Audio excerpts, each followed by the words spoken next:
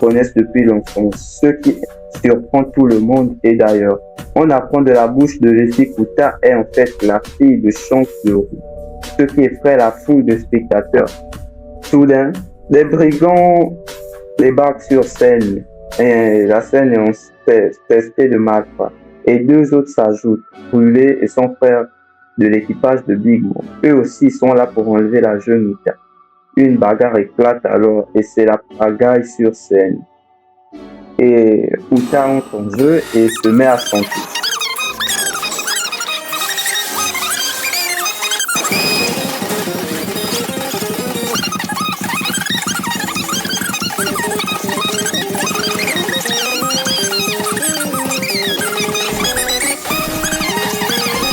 Elle est bien plus forte, elle arrive à maîtriser ses invités, à restaurer le calme grâce à sa musique. Transition sur les 5 doyens de la marine qui regardent le concert de leur écran. Ils ne semblent pas du tout l'apprécier et parlent d'un certain Tot Musica et ordonnent aux amiraux de se préparer pour une attaque sur l'île. Et les soldats se mettent en route. Alors, qui est donc ce Tot Musica?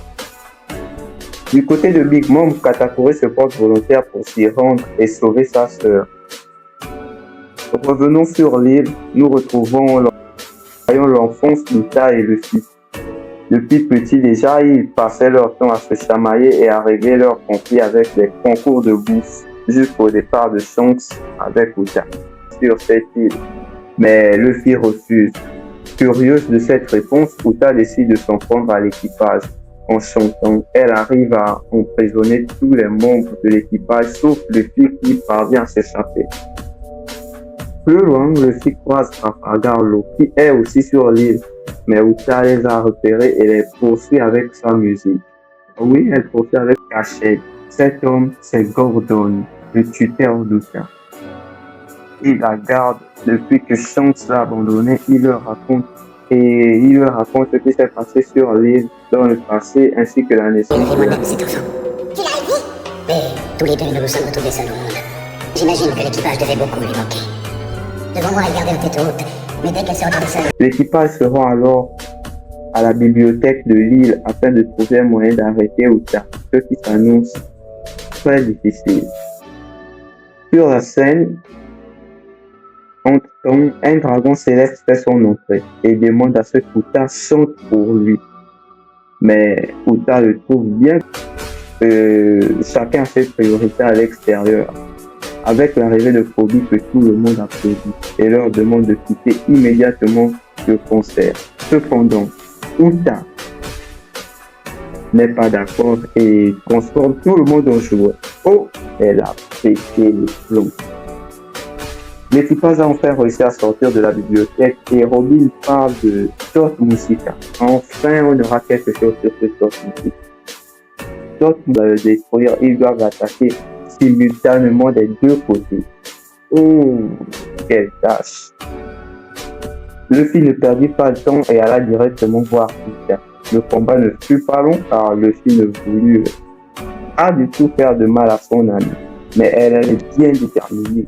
Juste au moment où elle se met sur l'île afin de retrouver sa fille, Uta a bien décidé de combattre, ce qui est suivi par un combat. Avec la marine qui décide d'exterminer tout le monde, même les innocents. Heureusement, Shanks est là pour les en empêcher avec son épée.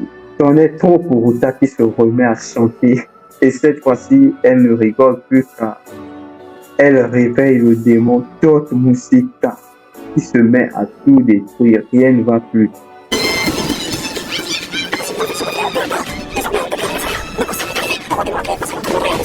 La musique, la situation sont critique.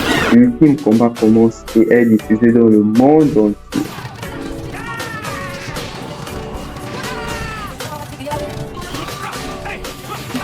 L'équipe donne tout ce qu'elle donne, mais rien à faire. Le monstre est indestructible. Comment il est moche quand on dit. Le vieux Gordon apparaît et décide de raconter toute la vérité. C'était Tot Musica.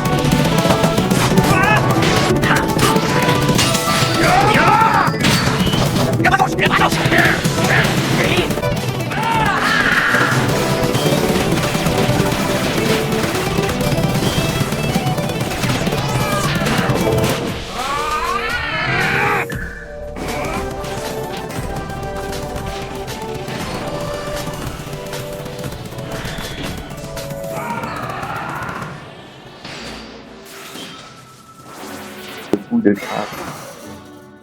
Ça y est, son corps coincé de l'autre côté du lit. Que faire? Outa se leva et de toutes ses forces se mit à chanter, croyant que c'est la seule chose à faire pour les délivrer. Et ça a bien décidé à arrêter Outa. Mais le vineux qui s'interpose